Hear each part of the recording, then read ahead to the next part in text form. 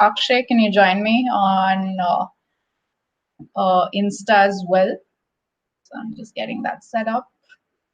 I sent you an invite on both our channels. But quickly, let me brief you on what we're going to talk about till then. So we're gonna be talking about trauma, of course, and Akshay has some.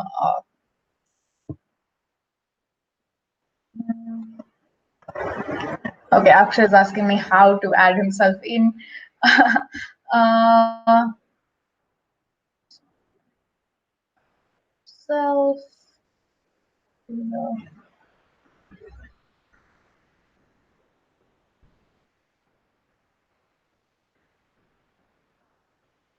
Okay. Yeah, I'm waiting for Akshay. I'm sorry, viewers are wondering what I'm waiting for. So I'm quickly just letting them know. I'm just waiting for Akshay to quickly join me. And yeah, all right. So we're going to be talking about trauma today, and Akshay has some really unique experience there because he has experienced, of course, PTSD and experienced trauma himself. He was in the US Marine Corps, and now he writes about trauma, tried to understand it from a neuroscience perspective, from a behavioral perspective, and I have also worked with trauma in different ways. I was working with child sexual abuse for a couple of years, and experienced some vicarious trauma because of that. And yeah, and I think also worked with different kinds of trauma, whether it was in prisons, whether it was in juvenile homes, whether it was with child sexual abuse, all of those things. So today Akshay and I are going to be having a conversation, which is broadly going to be about our different experiences with trauma and some of the queries that you guys have sent in about what trauma looks like. So yeah, I am just figuring that out. There seems to be some slight difficulty with his connection. So I'm just quickly figuring that out for you guys so that we don't have to be worried about that.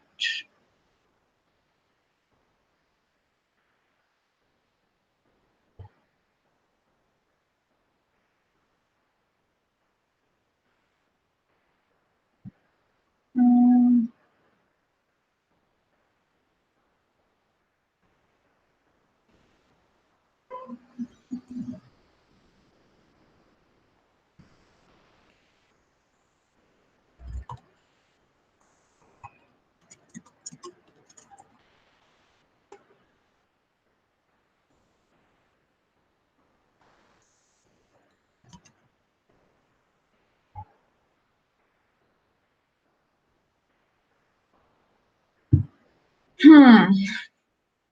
All right.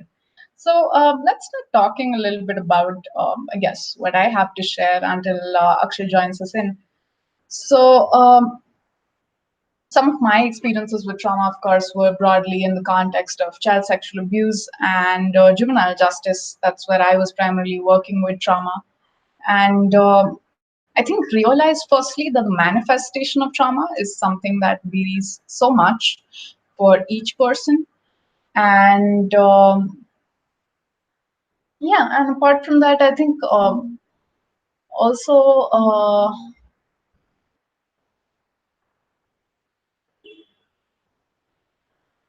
God.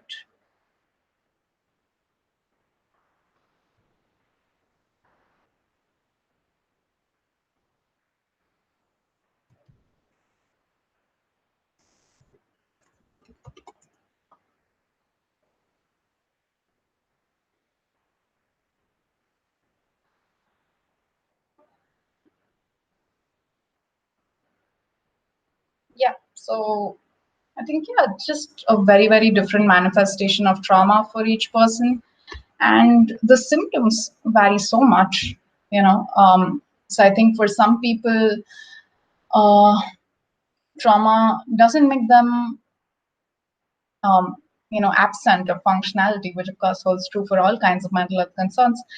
But it manifests in very, very different ways. It can manifest in relational dilemmas and our inability to trust or attach to people.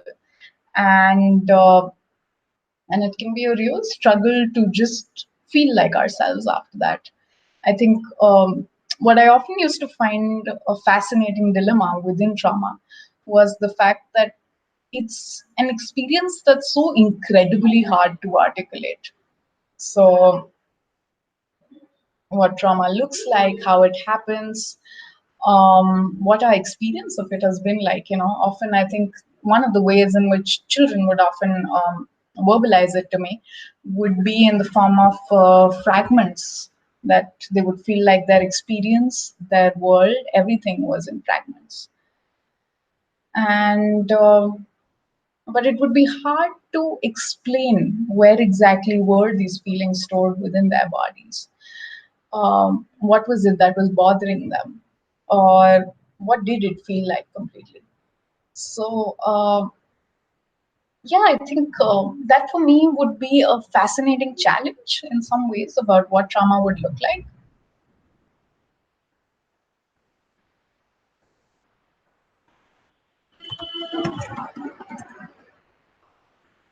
And yeah, and it would make me wonder how to even work with something that's so hard to verbalize, that it often would just feel like emptiness or something broken within. So, yeah, I'm sorry, guys. I'm just trying to quickly figure out how to get Akshay into our conversation. There seems to be some issue on that end, and just figuring that out.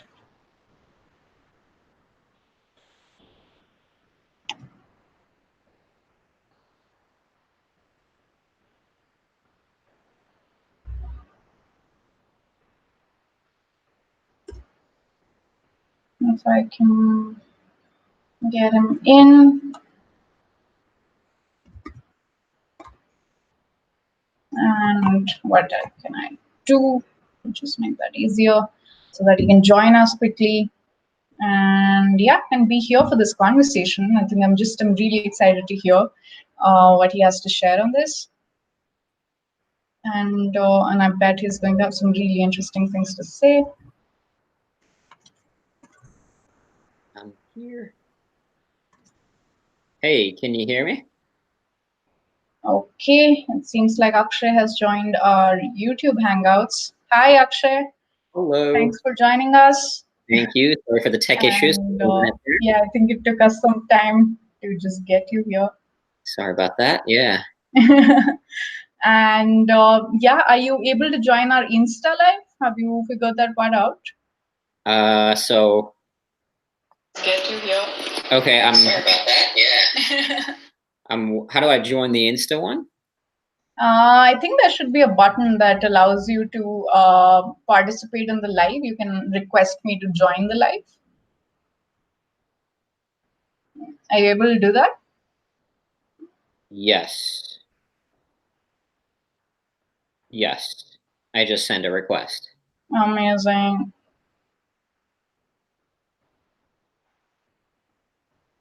Okay, so Akshay is now finally on both our lives. Yes.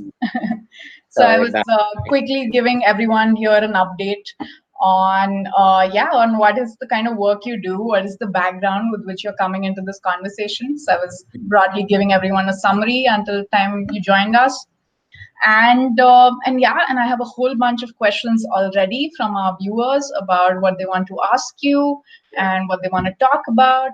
So yeah, would you want to start with a little bit of your own context before we jump into the questions? Just like as far as my story and my experience. Mm-hmm.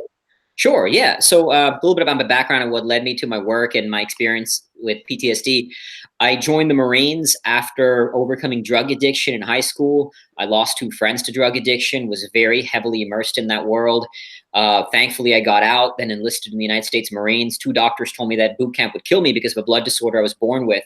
But I survived, and then I got big time into pursuing struggle and looking for other ways to challenge myself. So I went mountain climbing, cave diving, ice diving. Kind of nature became my playground to push my limitations. And then in 2007, I was deployed to Iraq as an infantry non-commissioned officer. So one of my jobs, among many, was to walk in front of vehicles to look for bombs before they could be used to kill me and my fellow Marines. So somewhat dangerous job, as you might imagine. But I learned to find peace in fear, and ultimately learned to find peace in war, even in the chaos of war. And then when I came back, I was diagnosed with PTSD. I had lost a friend in the war. I lost one of my junior Marines to suicide. And I just felt really guilty that I had no right to be back home when so many others had suffered and so many others had died out there. So I was in a pretty bad way. That PTSD led to depression, led to alcoholism. I was at a point that I was drinking just liters of vodka every day. And one morning I woke up and I pictured myself walking over to my kitchen, taking a knife and ending my life. And that was kind of my darkest moment, when I hit the brink of suicide. So coming out of that is when I started researching neuroscience, psychology, spirituality, just reading book after book, doing everything I could, really delving deep into it, initially just to heal myself. But that's what led me to this work of Fearvana, and ultimately helping others navigate. Because of course, I'm not the only person that suffered, and we all suffer in some way. So to help others navigate the experience of human suffering and find meaning and ultimately bliss in that suffering. And that's what led me to Fearvana and the work I now do, and my book and everything around that concept. Yeah, it's so inspiring to hear your story every time, and just all the different challenges that you overcome. And I think how you made meaning of it, which I think is always one of the coolest things, even in the conversations we've had, that I always just find really, really exciting to think about. Thank you. Yeah, no, I feel blessed to have, looking back, I feel blessed to have gone through all those struggles. Every struggle is an opportunity for growth. So I'm grateful for them. Another technical question in the middle of our really great conversation. Could I request you to join the Insta Live again? It seems to not have been able to connect you. Just Sure. use the same mechanism. Yeah, let's. Oh, why isn't it letting me do that this time? Sorry. The technicalities of just getting the lives on. That okay. seems to just get. I just requested it again. Okay, we're trying to get Akshay on our screen here again, but I hope that you guys can hear him from the YouTube live. Otherwise, but yeah, it seems to say waiting. I'm wondering if you're on your Wi-Fi. Would that help? Yeah, I'm on the Wi-Fi. I just requested it again. Yeah, it seems to say waiting. Yeah, it says unable to join. That is, here we go. It's showing me a little circle thing. Okay, let's hope it works. It just keeps saying there was a problem with your live video. I don't know. Okay. Well, guys, I'll keep transcribing for you. It seems like this may not happen on Insta, but we are online on YouTube. If you guys wanna keep asking us questions there. Keep saying there was a problem with my live video. I have no idea why. Could you try one last time? Sure. Should I log out and let me log back out and log back in? Maybe let's try to kind of reset the thing. Let's try this one last time.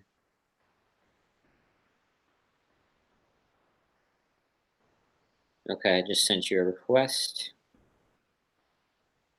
All right, let's try this again.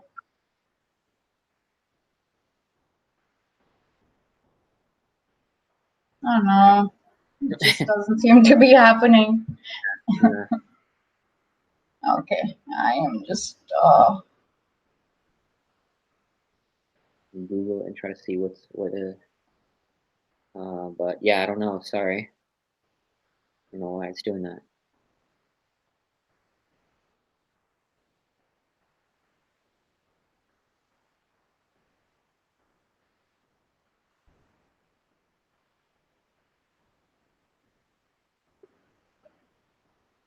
Yeah, it doesn't really say. I tried kind of quickly Googling it to see what the deal is, but. Okay. Okay, guys, let's just continue, and I hope you can keep hearing him. I have the audio on really loud, so at least you can keep hearing Akshay's answers on this. But anyway, Akshay, so you shared your story, and you told me a little bit about what your journey towards Fearvana was, where that started from. And maybe I wanted to start with like some of the questions that we were coming up with. So one was, Someone's asked us that how do you know if you or someone you know has PTSD? So, what's been your experiential experience with something like that? How would you realize that someone was exhibiting trauma around you? From my experience, obviously my most of my experience has been within the veteran space. So I have a lot Mhm. of friends who are diagnosed with it, with PTSD. As far as whether you or somebody else has it, one key thing I want to make a distinction is there's a distinction between post-traumatic stress and post-traumatic stress disorder. Now, the Absolutely. problem is that more often than not, this distinction is not made. And Right. we attach the word disorder to post-traumatic stress no matter what the conditions are. Mm-hmm. And by doing so, it creates a sort of a negative downward spiral and a self-fulfilling prophecy. So it's one thing to accept that you might have symptoms of post-traumatic stress, but to Mm-hmm. equate that to a disorder changes your relationship to the stress. And that's the real problem. The problem is not the symptoms of post-traumatic stress. The problem is our relationship to it. So for example, I was diagnosed with it because I had many symptoms. I struggled with Right. crowds. Right. I struggled with loud noises. I struggled with survivor's guilt. I couldn't sleep. Many of these commonly associated symptoms of PTSD. So, this is just in terms of how do you know somebody else? Obviously, one, if they've been through a traumatic experience, and two, if you Right. start seeing things like this. But as I came to learn more and more, I learned that these were very normal human responses to war. I mean, my brain had learned to say loud noises equals death. So you better be more on alert of loud noises. Same things with crowds. And survivor's guilt, again, that's not something just veterans feel. Anybody who's lost somebody will, at some close to them, will often ask, why them, not me, right? So these are all normal, very, very human, normal responses to experiences like war, to the human experience. And what I started doing was stopping to label it as disorder and reframing my relationship to suffering. So actually, I have this right here. I carry this with me everywhere. So now I have this picture of my friend that I lost in the war, Oh, and it wow. says, "This should have been you. Earn this life." So That's I have a this hard my kind of, reminder. exactly, but like the point is that the guilt didn't go away. I just learned to use it. So Right. so to this day, I'm not. I mean, I'm not as hypervigilant as I was right after the war, but reframing my relationship to the stress is the most important thing. So just acknowledging that it's okay to have post-traumatic stress, but it doesn't mean it's a disorder, and that label is vital because words have power. Yeah, absolutely. Yeah, I get that. I think, as always, just the way that you've understood fear, I think, or guilt, I think, for example, as powerful or positive forces in your life is always super interesting for me. I don't think I had that perspective always, but Mhm. I see how much meaning you took away from experiences that have been very, very dark and very negative and very difficult to process. But yeah, I think you've streamlined it into something that's almost a force that's pushing you towards life and living life as fully as you can, which, yeah, which is really amazing. What is the way through which you help a vet understand this? Do you think vets around you easily understand your perspective towards your experiences? They started to. So once people started seeing what I was sharing with Fearvana, I had a lot of veterans start reaching out to me and helping them again reframe their relationship to the experiences of war, and reframing their relationship to traumatic experiences as a whole. Like I'll give you another example. So there's this great researcher who I'm sure you know, Dr. Martin Seligman, right? Like one of the Yeah, leading researchers of psychology. yeah, He did this study where he went to West Point, which is the military academy, and he asked cadets, how many of you have heard of post-traumatic stress disorder? And it was right. like 95% raised their hand. And then he Mhm. asked them, how many of you have heard of post-traumatic growth? And it was less than 5%. Right. So his point was that it becomes a self-fulfilling prophecy. We live in a world that says trauma equals disorder. So as a result, if we go through trauma, we're going to come out. I mean, even to this day, when I tell people in the US I'm a veteran, they often look at me with this, and again, it's coming from a place of love, so I appreciate it, but it's often with this, oh, like poor you, you must be kind of off in the head, you've suffered, as opposed to, like reframing that the experience of trauma can lead to evolution, can lead to growth. Right. Right. That's the fundamental thing that I do with veterans is having them just reframe their relationship to trauma. And the other thing is like another tangible example. I had a veteran friend of mine who was struggling with anger issues, and I know people had asked that question about Mhm. anger. Right. So he was going to a therapist, which I fundamentally disagreed how they approached it. The therapist kept telling him that anger is a choice. Anger is a choice. So just stop trying to, just it's on you. It's just a choice. And when he came to me, I told him that right now, you don't actually control the anger. Neuroscience and spirituality have both shown that we don't control what first shows up in our brain. It becomes a pattern beyond our control. So like, for example, right now, if in this room, somebody came in with a gun, I would inevitably have an experience of fear. I'm not choosing to be scared, but that's my brain responding to this external stimuli. And so we don't control the emotions that show up. What we can control is our relationship and what we do with the emotion. So what I had him do was simply pause to actually notice the anger, label the anger. Neuroscience has shown by simply labeling the emotion, it actually reduces activity in the emotional parts of our brain, the limbic system, and increases activity in the parts of the brain associated with awareness and consciousness, our prefrontal cortex. So not trying to get rid of the anger, but accepting its presence, just being with it, being with that anger. And by doing so, you create a space between the emotion and your conscious response to it. And then you start to realize that, okay, I have these symptoms of post-traumatic stress, but that's not who I am. Kind of let go of the self-identity in attachment to that. So like one thing, and then I'll kind of pass it back to you, is like one of the most important things that I learned and now I share is that to recognize that we are not our thoughts, our feelings, or our experiences. We are the thinker of our thoughts, the feeler of our feelings, and the experiencer of our experiences. And acknowledging and becoming aware of that space is everything. Most of us do not. Like, we get trapped and we become our feeling, we become our thoughts, we believe they're real, we attach our self-identity to them, as opposed to saying, oh, this thing is just here, but this is not me, this is not who I am, this is just my brain stuck in a pattern that's beyond my control. So by recognizing that, I was able to help him shift his relationship to his anger. And in time, I mean, I remember he called me at 1 a.m. and was super excited for the first time in 7 years after anger. He kind of control his anger because he stopped deeming it a choice and beating himself up, and just actually accepted its presence, and then could do something about it. I can imagine.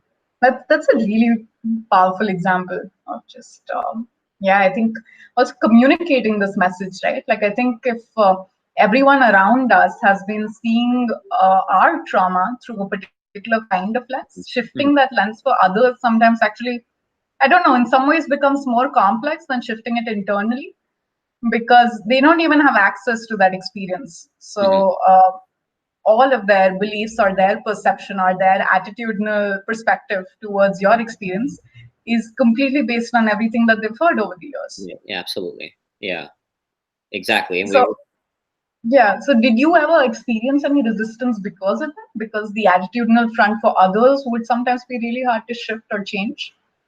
Not a conscious resistance, in the sense that people were very open to it, because in a way it kind of made sense, and in a way they also saw that it was working for me. So one, there was a tangible effect, and it started to work as they were applying it. So I wouldn't say it was a conscious resistance, but it was a subconscious resistance, because again, we're very trapped in a way of thinking, whether we like it or not, right? So like, I mean, again, another veteran friend of mine went to a therapist, and the therapist told him that this was the analogy they gave him, that when a cucumber becomes a pickle, it can never go back to becoming a cucumber, and you're like that cucumber now. You've become a pickle, so you can never go back. And I'm thinking, like, what are you telling this person? No, that's completely odd. That the idea that trauma will somehow, frame you into this being that's now somehow semi-distraught. I have another friend who went to somebody who told him that once you go through trauma, it's like driving a broken car. You just have to drive that broken car for life, and that's completely flawed. So in a way, that it wasn't a conscious resistance, it was that we are so trapped in this particular way of thinking about trauma and suffering. I mean, anywhere I go, I often ask, like, when I say words like suffering, pain, adversity, fear, stress, anxiety, trauma, who here will think of this as a positive word? Nobody is going to ever think of these as positive words or positive emotions or positive experiences. And that's the fundamental problem. It's our negative relationship to suffering of any kind that causes us causes us more problems than anything else.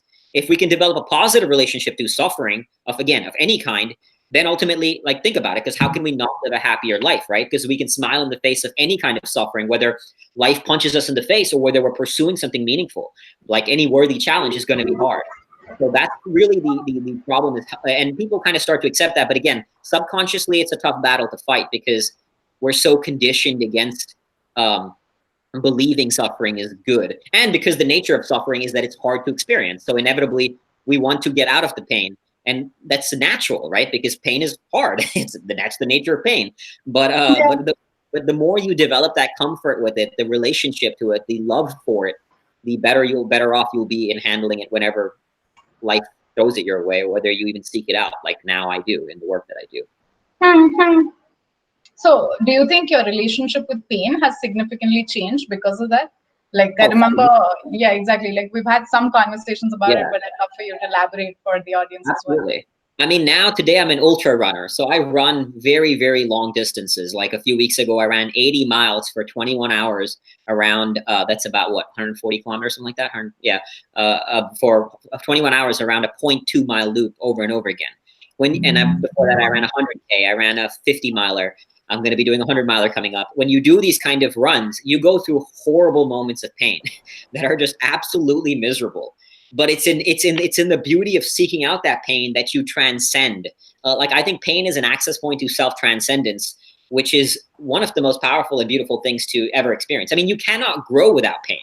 It's like, even if you think about it on a very physical level, you have to stress your body out. Like you work out, when you work out, you stress your body out in order for it to grow. Of course, you recover, but you put yourself under stress and recovery in order for it to grow. And the same thing applies to any kind of like mental and spiritual growth. It's the same thing. You have to go through the stress and the pain in order to evolve into that next version of yourself. And we all kind of, in a way, understand this, right? Like we know that we have to step outside of our comfort zone to grow, that if you want to be someone or have something you've never done before, you have to do something you've never done before. And that means stepping outside your comfort zone. So in a way, we kind of understand it, but we still really don't embrace the pain. And it's not just physical pain. I mean, writing a book was one of the hardest things I've ever done. Building a business is extremely hard. Everything I do is extremely hard, but I love the pain of it. And of course, like a human being. It's interesting that you mentioned that, because one of our viewers right now is asking that, can recalling bad experiences that have happened to us in the past or something like loneliness also cause PTSD, is one of the questions we're receiving right now. So do you have something that you would want to say to that? Sure. So about recalling bad experiences, one is a quick understanding on the nature of memory, because this is what causes a lot of problems too. So memory, when it doesn't work like a video camera. When we think about, let's say, what I did 1 year ago, you're not actually thinking about what you did 1 year ago. You're thinking about the last time you thought about that event. So what happened, why this causes a lot of problems is every time, if you go into, let's say, this past event that was traumatic, right? And if every time you go into that space in, let's say, from a very disempowered place, from a very negative place, you're actually reinforcing the negativity of that neuronal structure of that memory. So you're actually completely reinforcing it. And that's why sometimes it's very flawed to talk about it from a disempowered space. What you want to do is actually attach positivity to the neuronal structure of that memory. So like, for example, let's say I go for a run and I now have my endorphins flowing. I have dopamine, or I do something that puts me in a happy space, increasing dopamine, the joy hormone, or anandamide, putting me in loving space, increasing these kind of neurochemicals in my brain, and then approaching a memory. You actually can reframe the neuronal structure of that memory. So that's why you want to put yourself into a empowered space, a positive space, a space, and there's multiple ways to do that. Of course, you find your own triggers, which I'm happy to go into more of that as well. But point is that then you can start reframing the conditions of that memory and actually creating a new meaning to it. So fundamentally, it's about, one, reframing the actual neuronal structure of the memory and the association to that memory. So that's why I said, like, losing a friend is now, I wouldn't say positive, but it has meaning to it. Like, I reframe my memory to that. And then you find new meanings to it, because ultimately life has no meaning. It's the meanings we attach to it that make the difference. The meanings shape our destiny. So it's also kind of realizing that there are no bad or good experiences or bad or good emotions. There's only emotions and there's only experiences. It's up to us to decide what we do with them. So if we find an empowering meaning, it can drive us forward. So that's one thing. As far as loneliness can absolutely be a hard battle to confront. I'll kind of pause and see if there was a follow-up or if you want to go, but I'm happy to go into loneliness as well. I think I was just wondering that. So before you joined us, I was just quickly going over the many different ways in which people articulate trauma and also experience trauma. The very many emotional and physical manifestations of something like trauma. And that's also incidentally one of the questions that we've just received right now, that what could be some of these possible manifestations. So I was wondering if you could, so of course, you began with your own story and how you were experiencing trauma initially before you made a move towards channeling it in different ways, the fear and the trauma that you were experiencing at that time. But around you, have you seen different kinds of manifestations than what you were experiencing at that time? Yeah, like flashbacks, is nightmares when you sleep, more isolation. struggling to be around people. I've seen people who have headaches around with their trauma as well. It has severe, like the physical implications as well. Because when you put yourself in that heightened stress, it can cause physical symptoms around your body as well. So, and then I mentioned again, the basic, the ones I experienced that I've seen a lot of people experience as well is the survivor's guilt, especially if it's in the context of loss, Right. the hypervigilance, the avoidance of crowds. Those are some of the symptoms I see commonly with myself, with veteran buddies, with not just veterans, but others. Anybody who's like, you're going to have triggers, any whatever the context of the trauma is, there's going to be triggers that activate that. So like if something happened to you bad in a park, there'll be this kind of fear of those kind of experiences. So those create like having these negative anchors, if you want to call it that triggers that send us into those spaces and into the flashback of that memory. Yeah. So there are also a couple of survivors here who are asking us for strategies right now, and just asking some of the ways in which they could deal with their own trauma. So someone's asked us that how would you deal with PTSD after something like sexual assault? And there are a number of our community members who are often dealing with trauma either from abuse or sexual assault. So I was wondering if we could maybe pitch in some thoughts or some ideas that you have around that, something that could affirm what they're going through, and any strategies that you would want to share. Yeah, firstly, just again, sorry for anybody who's going through that. It's horrific. And as far as then dealing with that, I mean, actually, when writing my book, I interviewed this woman who had gone through horrible sexual assault. She was raped multiple times when she was 6 years old, between 6 and 8. Then she was gang raped by 5 people when she was 15. Terrible to her, yeah. And but she came out of that, and now she's married with a child, successful professionally. So how do you reframe that experience? One is kind of ties into everything I'm saying, acknowledging that, okay, this suffering is not going to break me. I've gone through this pain, but this pain does not define me. That, okay, pain can be an access point to growth. Like, for example, I can't remember how she put it. She put it far more profound than maybe I'm about to. I quote her in my book, but where she said that, like, that, I would never wish this on anybody. I wouldn't have wanted to happen. But now that it's happened, I feel blessed because I know that I'm the kind of person that nothing will break me. And I'm proud that I can bring that to my child today. You know what I mean? So she realized that by going through this hell, you come out on the other side stronger. And so fundamentally, it's just reframing our relationship to the experience, to the nature of trauma itself. Because ultimately, trauma is not about the experience. It's about our response to the experience. Absolutely. It's how we handle it. So creating new meanings to it. And you're going to have those moments where you probably have those flashbacks. You're going to, especially let's say it happened again in a park, you're going to inevitably have that fear of that. You're going to have the hypervigilance, like with me, like I mentioned, loud noises, and that's okay. Like there's nothing wrong with you. So I want to also say that if you have post-traumatic stress, it doesn't mean it's a disorder. So I invite you to let go of that label of disorder, because it creates this downward spiral for one. And just say, okay, I have post-traumatic stress. And then it's getting clear of that space. So I mean, it's a simple solution, but not an easy one. So it's that, like, really pausing to acknowledge the awareness of what is happening and recognizing the isness of the experience is not you. So letting go of, like, for example, when I was on the brink of suicide, that was like me. It became me. I was depressed. I have depression, right? That was my self-identity. What shifted in recognizing that I am not this person. The patterns in my brain is not me. So letting go of the self-identity attachment to, whatever all the symptoms are, and saying, this is not who I am. And when you let go of the self-identity, then you kind of start approaching it from that growth mindset that, okay, this is not me. What can I do with this? What meaning can I assign to this? How can I use it? So a simple practice to make it like tangible is just start practicing labeling your emotions throughout the day, getting very present to what you're feeling. Very simple practice, but it has tremendous power, because it will allow you, as I mentioned, neuroscience has shown that when we do this, we actually we reduce activity in our emotional brain. So when you practice just saying, okay, I'm feeling angry, I'm feeling stressed, I'm feeling fear, pause, be with it. Why is this showing up? What's the meaning? Okay, I can acknowledge that this emotion is here, but I'm not defined by this emotion. So sometimes to this day, I live in a very safe neighborhood in Jersey, and I will feel fear being alone in my house. And I'm like, I have done intense things in my life. So I'll be talking to myself like, why am I afraid here? And then what I realize is it doesn't matter when fear shows up, how it shows up. I'll just pause and be with it. Okay, fear is there. Cool. Let me just be with it.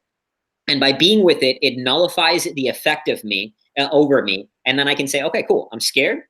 Let me now channel it. So I also firmly believe that there has to be something to channel it to. I call it your worthy struggle, like that path.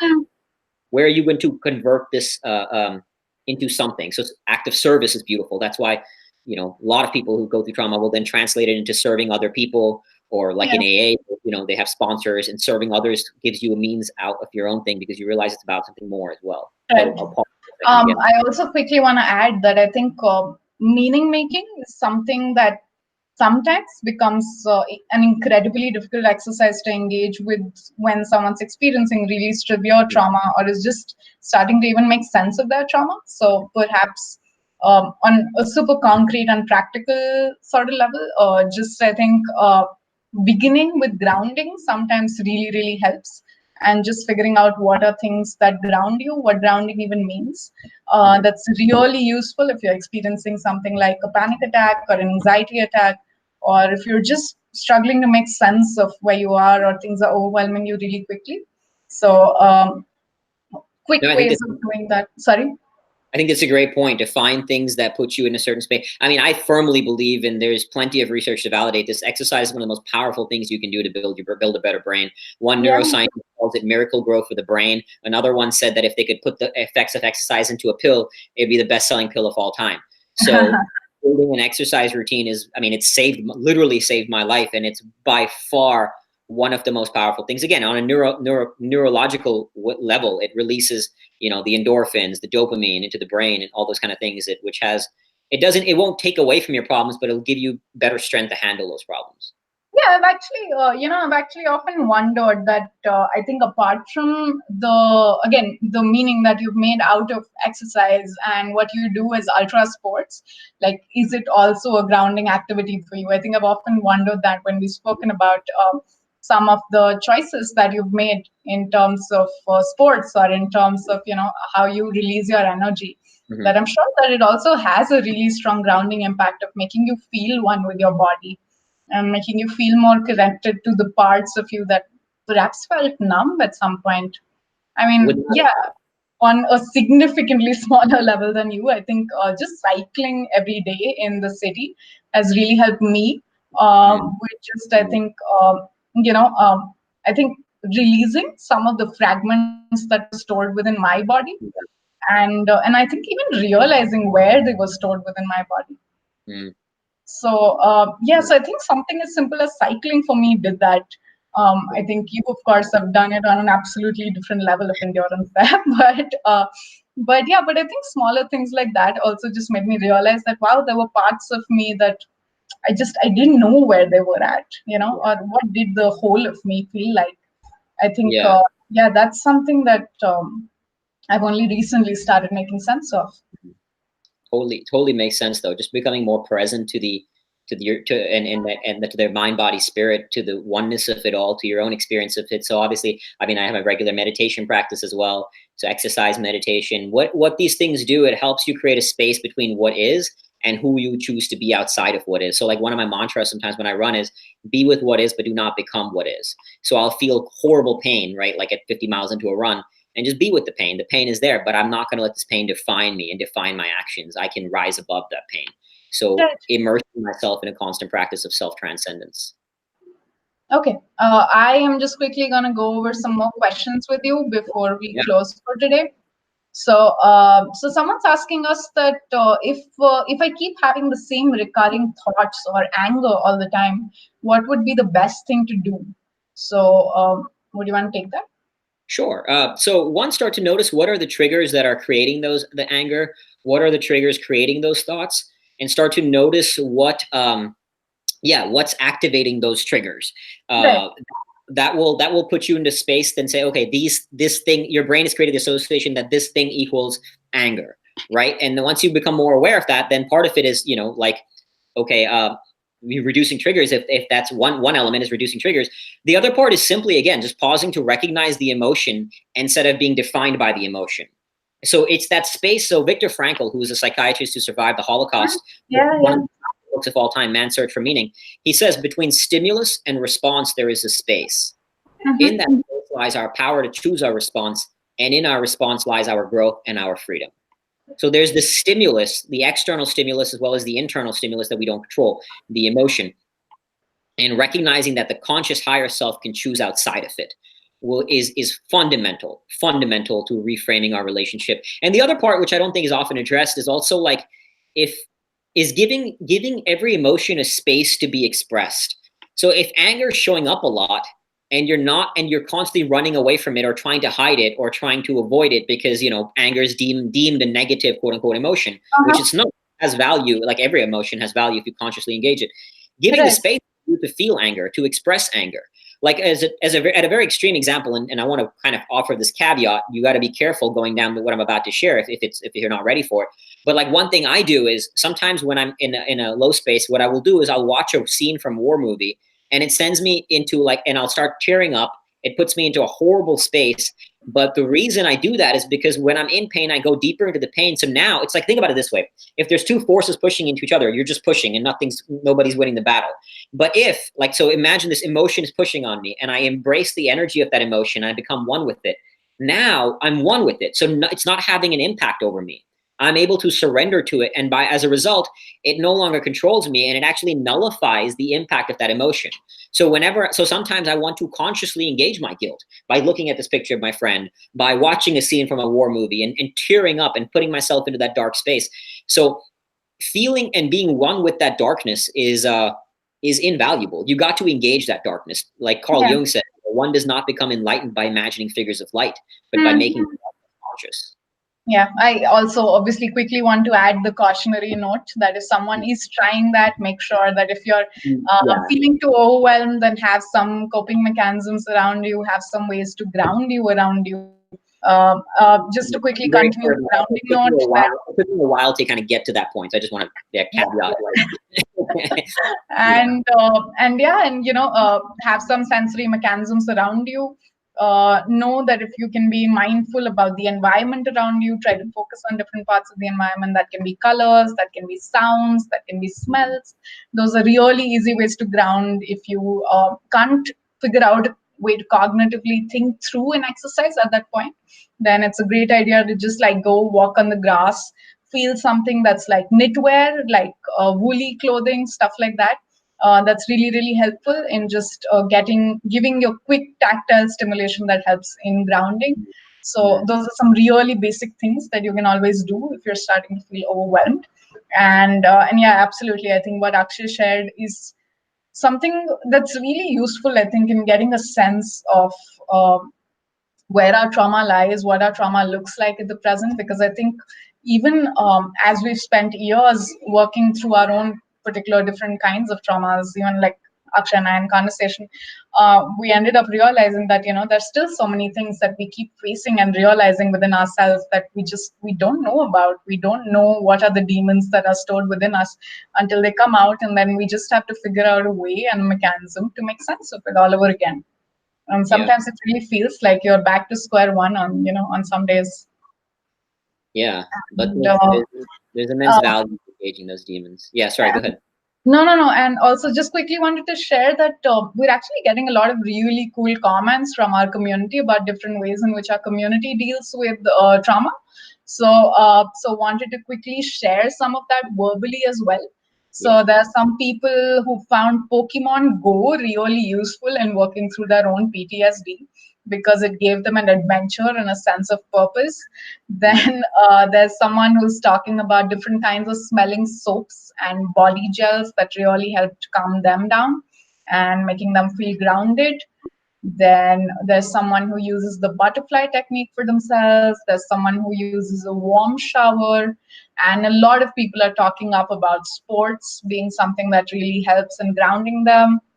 And yeah, just giving some really cool examples from the community in general, and everyone started responding to each other, which are all, it's always so fun to just see, I think, how our own community interacts with each other during these lives and the yeah. kind of suggestions that they come up with for each other. Beautiful. Mm. So yeah, so just quickly wanted to get a shout out to all the cool solutions that are coming up. And yeah, and I think Yeah, I think we've been discussing, I think, some of the broad things that both Akshay and I had in mind about what we want to share about from our particular stories, and some of the things that we think are the very, very basic things that we can discuss about PTSD on PTSD Awareness Day. So, yeah, before I close the live, is there anything specific that you would want to share, Akshay, before we end the live for today? I just think in the context of PTSD awareness, the last thing you said, I think we need to be spreading more awareness about post traumatic growth.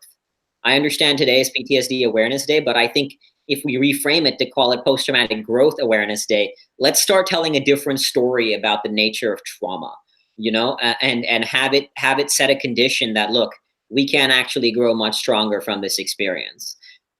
So that is fundamental. And I just think for anybody, like, be still, take some time to be still, go within. Stillness is invaluable. Sometimes you got to be still to go faster.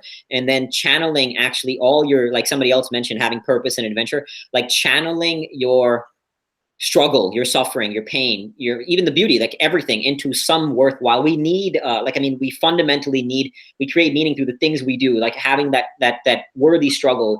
I like calling your worthy struggle. It could be, your passion, your path in life, like Right. turn it into a path that consumes your soul. And then you have direction to, because otherwise it's just a void, and you can't exist in a void.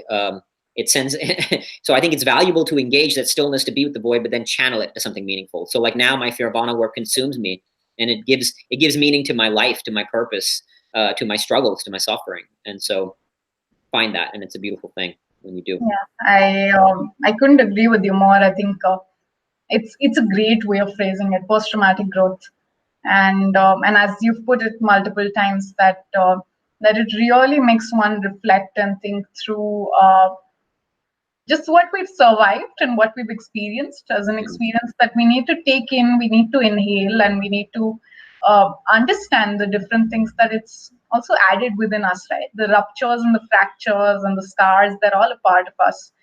And all of it is something that's a part of our story now. So we Absolutely. might as well figure out a way in which we can embrace it and make sense of it. Yeah. So, yeah, I think that's really all I have to say. So, would you want to say anything to our viewers before we end? Is Yeah, that just to do same thing that you said. Suffering is not your enemy. Your demons are not your enemy. Suffering transforms us into someone better when we allow it to, and when we seek it out.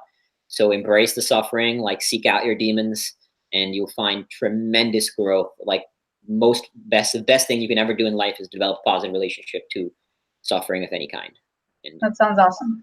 All and right, that, thanks so much, Akshay, for joining us today. yeah, my And pleasure. yeah, as always, it's super cool to have a conversation with you. Likewise. All right, I'm about to end the live now. All right, bye. Bye.